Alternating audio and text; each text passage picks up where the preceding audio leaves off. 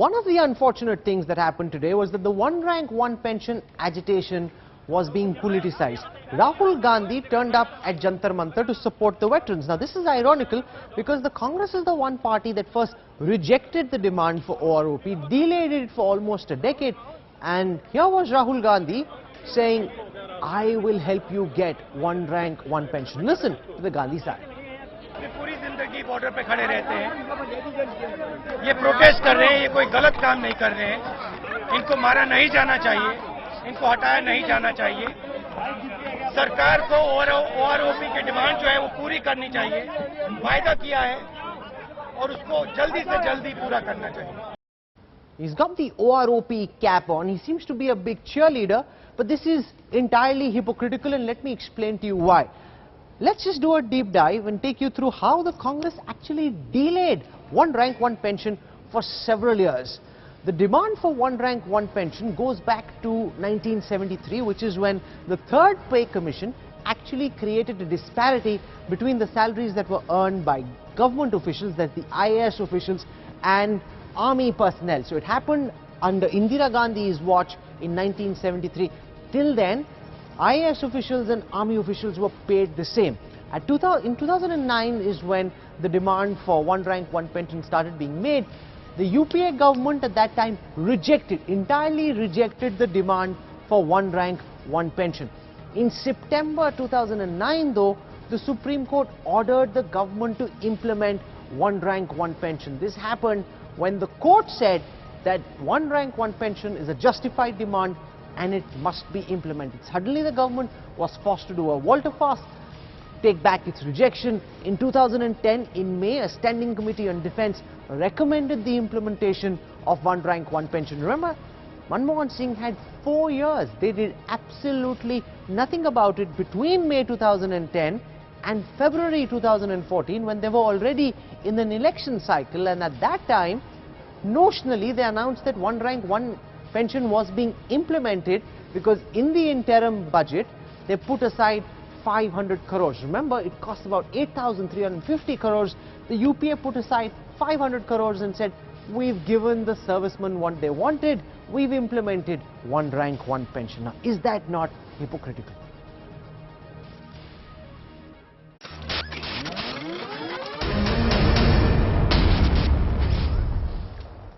I want to go across now to Congress leader Deepinder Hooda. He's joining us on this broadcast. He was part of the Congress team that went and met with veterans who were protesting at Jantar Mantar. Now it seems, Deepinder, that the Congress very conveniently has jumped into this protest at the last moment. Your government was in power for 10 years. Manmohan Singh made multiple promises. A.K. Antony sat on them. OROP did not become a reality when you were in government. Suddenly, Rahul Gandhi wants to pretend as if he's the crusader for the OROP cause. Is this not pure opportunism, Deepinder? I can cite you 3 things that we did. First, on 3 occasions, in 2006, 2010 and 2013, via 3 cabinet decisions, we were able to enhance the pensions for the defence service personnel retirees. We enhanced the pensions on 3 different occasions. In fact, just the last 2013 pension enhance costed about 3,000 crores to the Indian Exchequer. So we did that, the number 1. Number 2, when post 2006 Sixth Pay Commission recommendation implementation, the demand for one rank, one pension, the movement gained certain momentum. Seeing and being sensitive to that, in 2011, it was the UPA government which constituted the Koshari committee, which was a Rajya Sabha Select Committee headed by none other than Bhagat Singh Koshari ji from the Bharatiya Janata Party. You're also being charged, Deepinder, with having politicized what was an army man's protest so far. There were ex-servicemen who were protesting. Your father went to Gurgaon. There was a rally. When Rahul Gandhi came to Jantar Mantar, there were people who said that Rahul Gandhi go back. They didn't want to see politicians there. This is a protest being organized by ex-servicemen. They didn't want Netagiri to happen over there. The fact that Delhi police moved in this morning and tried to evict certain people who were protesting peacefully and rightfully for their just demand. The fact that Rahul ji chose to go there today I think has to be seen in that context too. Rahul Gandhi currently seems to be in a rent-a-cause phase. Wherever there are cameras, wherever there is a photo opportunity, Rahul Gandhi wants to drive straight into the middle of the controversy. There is no follow-up action, there is no plan, there is no past, there is no future. But just at that time he chases wherever the cameras are. That's exactly where he wants to be. After Bhagat Singh Koshari committee came out with its recommendation in 2013, a large delegation of ex-servicemen went and met with Rahul ji. Large from all across the country, and after they met Rahul ji, and Rahul ji actually understood the issue in detail, and then he used all the efforts that he could use at that point of time. It was then in the February of 2014 did the union in the union budget, the one rank one pension in this country was approved for the first time in Indian history. So, yeah, it is not right for somebody to say that this is a rent-a-car situation. It's the first time Rahul ji has been seen, raising this issue.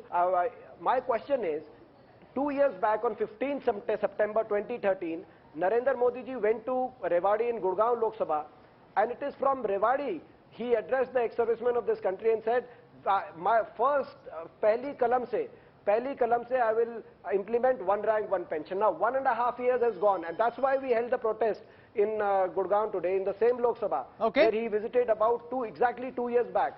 After 1.5 years, why has the government not been able to set aside just a sum of 9,000 crores? That's an important question, final, like I said, and Prime Minister Modi needs to answer that question, and the Prime Minister must know that India is watching. Ex-servicemen are watching.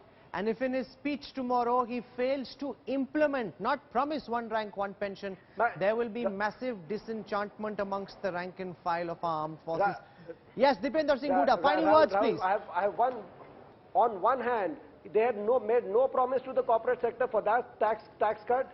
Neither was it included in their manifesto. On the other hand, they had made promise to the ex-servicemen who fight for this country. They couldn't set aside just a sum of 9,000 crores. The reality is, the Congress did have a chance. They didn't see this through. They made a promise, but they didn't implement it. Prime Minister Modi too has made promises. Will he see this through? For the time being though, Dipender Huda for joining us on the newsroom tonight. Thank you very much.